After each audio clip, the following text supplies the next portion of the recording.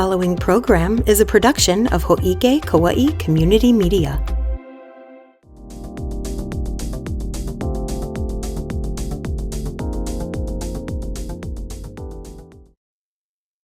Aloha everyone, it's Olivia here with another Kauai County Council update right here outside of the chambers. And I was joined by Councilmembers Bulosan and Councilmember DeCosta for another fun, informative way to find out what happened at the Kauai County Council meeting for this week. They're a lot better explaining what was going on than me, so I will pass it over to them. And until then, stay tuned to Ho'ike. Today and every day, so take it away with your resolution on Chair Raposo. Yeah, so to start the day off, we had an awesome resolution introduced by Chair Raposo. The resolution is talking about Anini Beach and beach access and making sure that our county department, in conjunction with our counterparts at the state legislation and our state department, make sure that we do the right surveys in the areas so that we know where beach access should be for our public. And more importantly, that certain landowners and peoples who own land in these areas are doing the right thing, which means making sure that there's beach access. If you want to share a little bit more about that, Councilmember DeCosta. Actually, we had a piggyback resolution for planning department to evaluate and pursue public access. So again, Anini Beach is just one of many public accesses that we are trying to go after, and multi accesses. There's a whole bunch of accesses on the North Shore and on the West that we want to open up for our public. So letting you guys know that we sent a strong resolution and encouraging planning to look back in all of the deeds that we have and all the ordinances that were in the subdivision or CPRs and find out, okay, was this a deeded equestrian or bike path or walkway? And let's go get it back for our people. Yeah. We should be working for our people. And I'm glad this council is trying to open up access. Yeah, absolutely. Yeah. So both resolutions passed with full 7 votes. And again, thank you,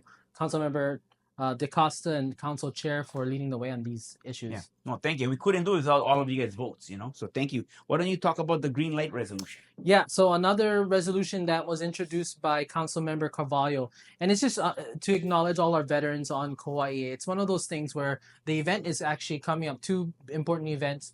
One that's happening next week, Saturday, a celebration for our Kauai veterans, and then the following day we have a Veterans Day celebration all the way in Hanapepe.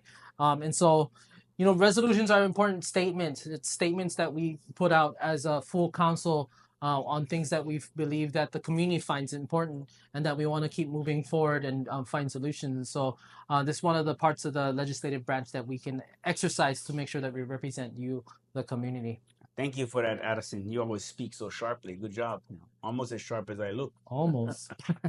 Anyway, talking about our grant for KEMA and Public Works. I'm the chair of Public Works, and my vice chair is sitting right next to me. No, I'm sorry. Vice chair is actually Councilmember Cowden. I'm your vice chair on Parks and Rec. Yes. There we go. But anyway, on to KEMA and our Public Works division did a good job on securing a Department of Homeland Security grant. 780,000. These grants are very hard to come by, especially with all the natural disasters across North Carolina and Florida.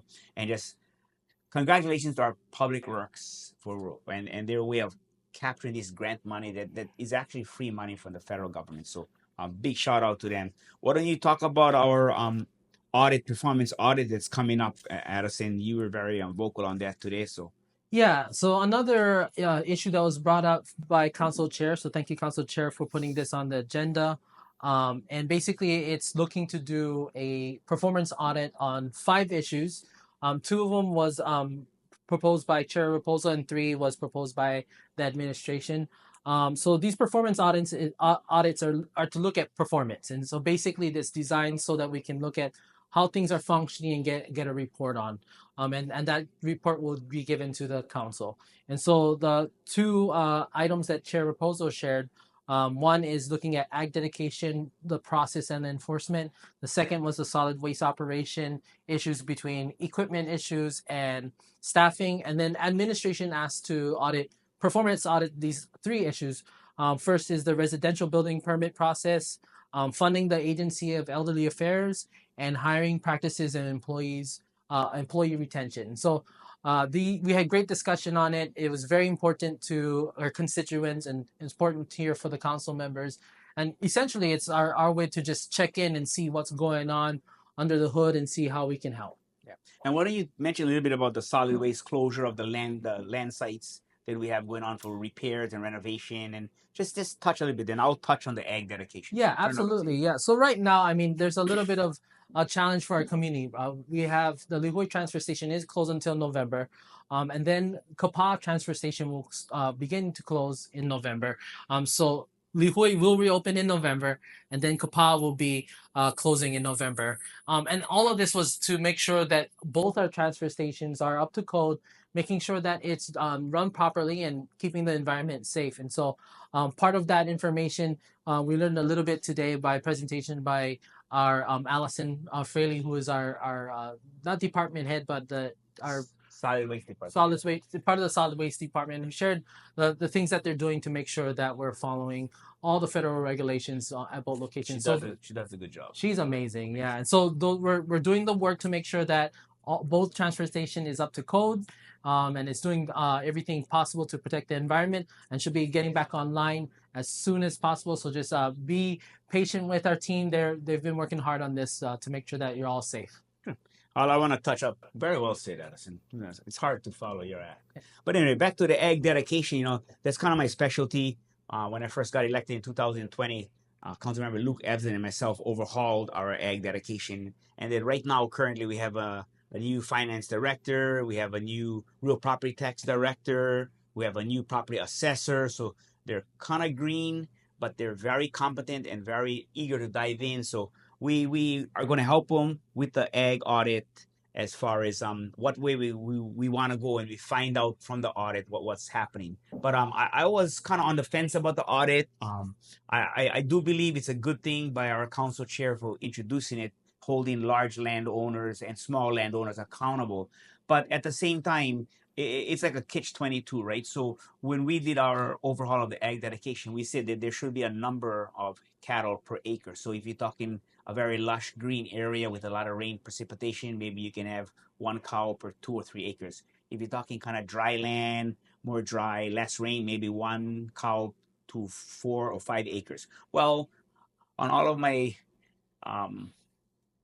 visits to the NACO, like out in Utah, and I remember you was with me, like we visited some ranches, and some of those ranches, they have one cow per 100 acres or one cow per 500 acres because they have almost no grass. They have what they call saltbrush and sagebrush and willow weed, and they're more of a grazing brush. So when we talk about ag, and I look at the Robinson plantation, they have their cattle up in the mountains, and they should. It's like our BML and Bureau of Land Management in the mainland. The cattle grazes way up in the mountains. So it's not a normal practice for anybody else's ranch that's on paddocks that have rotating green grass, which the grass should all have different heights, right? Because if you have 20 cattle in paddock A, and then you move them to paddock B, that grass in paddock B should be much taller than paddock A. It should not look like a mowed golf course. Mm-hmm. And we have a lot of large landowners, especially on the north, who have mowed grass pastures. So we wanted to make sure that the Robinson family, we're going to look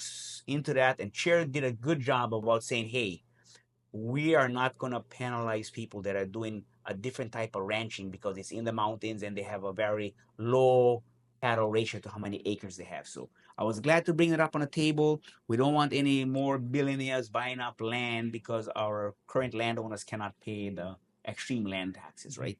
And then we talked about our comprehensive zoning guest cottage. Why don't you open it up, and then I'll close it there. Yeah, absolutely. So again, hats off and mahalo to Council Chair Raposo and Councilmember DeCosta for introducing Bill 2933. We were in second reading and it passed full unanimous support, 7-0. And again, it's the guest house bill that I think is one big piece, a part of the housing solutions that we are needing to present to our community that need desperately.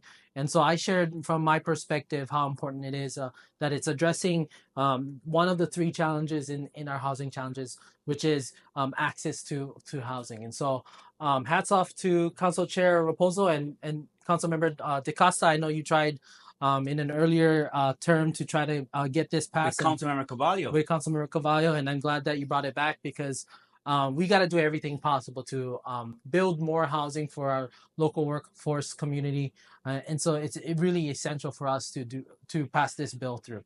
Well, and there was a lot of good talk on the floor, right? A lot of talk was like, okay, 2014, this was somewhat of an exact bill like this was introduced by Councilman Kagawa and Councilmember Raposo, but it didn't get any traction. Well, the traction it didn't get, and we found out today, was because the amendment that I introduced, which would not allow this to be exploited in the residential area.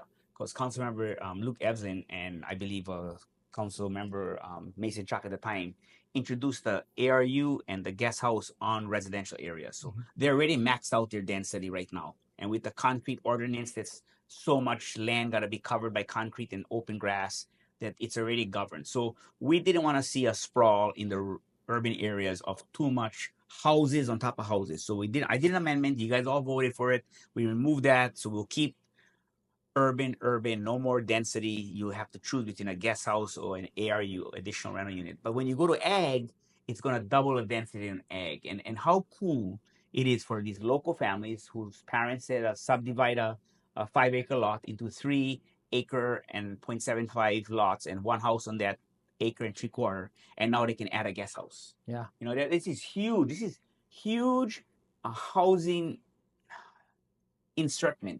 According to planning director, they said anywhere from 300 to 500 new homes when this bill gets signed into law. And thank you, new managing director Reiko Matsuyama, chief of staff Sarah Blaine, and Mayor Derek Kaukami, because that Council Chair Mel and I have been meeting with them over and over with planning, and it was a collaborative meeting and talking behind the scene and coming up with, okay, is this aligned with the general plan? Can we go in front of Planning Commission? Will this support? And I believe Planning Commission, thank you for their support, saw that right now it's a housing crisis. We got to do everything we can. And you know this, Addison. You're in the housing crisis. You're the guy with the little son wanting to buy a house.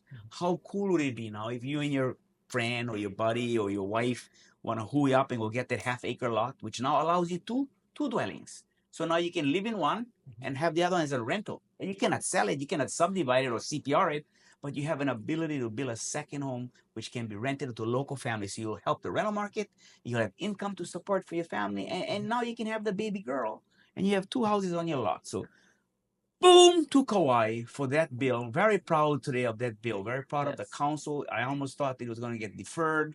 There was a little bit of chatter on the floor about, is this going to ruin Kauai? Are we going to keep ag? And I made that example, right? About the fruit trees and putting a house on, or cattle and putting a house. So I think it's a good thing. And we got the votes, and very, very exciting. And last but not least, you want to talk a little bit about the shoreline setback and about what we spoke on.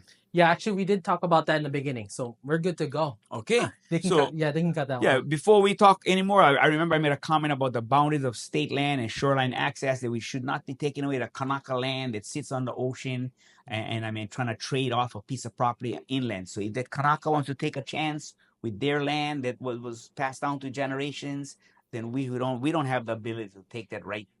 They want to live at a beach. Exactly. In their house, right? That's their land. Yeah. They do what they like with their land. But anyway, this is Councilman Billy DeCosta, Councilmember Addison Bulosan, coming live on Channel 53, Ho'ike. And I want to say it's been a pleasure working with you. We just had another drowning, I believe, or was it a rescue? And again, I got to talk about that rescue bill that you and I did. Like, leaps and bounds. This was something that people have been trying to talk about for decades, and no one could push it through. And I'm glad that you and I did the rescue bill, and we got the votes, and we're holding tourists accountable. The tourism industry might not like it, but I know that tourists should pay for their rescue. Yeah. What do you think? No, exactly. And so I appreciate Councilmember DeCosta for actually allowing me to be part of his idea. It's actually his great idea. And we did the necessary work to make sure that we are doing what is needed to protect our community, protect visitors, but at the same time, make sure that we're doing the right thing and hold people accountable to the things that they do. So fantastic bill. That was actually the first bill that I got to do. So I appreciate Councilmember DeCosta. And we look forward to you guys joining us at the next council meeting. Thank you, Oike. Shaka. Yes. Thank you to Councilmember Bulosan and DeCosta for joining me on this weekly update. I hope you learned a lot, and I hope you'll stay tuned to Ho'ike Community Media in order to get your latest Kauai County Council news.